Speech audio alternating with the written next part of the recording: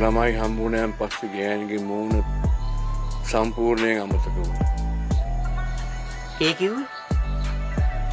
ඒ කිව්වේ පාන්දර නැගිටිනවා, කෝච්චිය අල්ල ගන්නවා, වැරට යනවා, ආයෙ හවසට කෝච්චිය අල්ල ගන්නවා, ගෙදර එනවා, නිදා ගන්නවා. මුළු මාසෙම එහෙම ගියා. පඩි ගත්තා, ණය ගෙව්වා. ආයෙ ඊළඟ මාසෙත් එහෙම ගියා. පඩි ගත්තා, ණය ගෙව්වා, නිදාගත්තා. ආයෙ ඊළඟ මාසෙත් එහෙම ගියා. ඊළඟ මාසෙත් ඕම. ඕම අවුරුදු 35ක් තිස්සේ මට ගෑණිගේ මූණ බලා ගන්න බැරි වුණා. මේ දවසක් ආවා.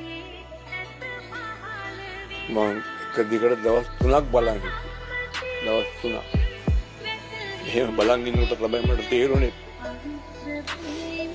යකෝ මේ ගෑණි කොයිතරම් වයසට ගිහිල්ලාද කියලා. සිනිහස ඉල්ලා විය තඹරාලන රාවෙකිනවා යසිකලා කපුරු මලක පිටි සිංහ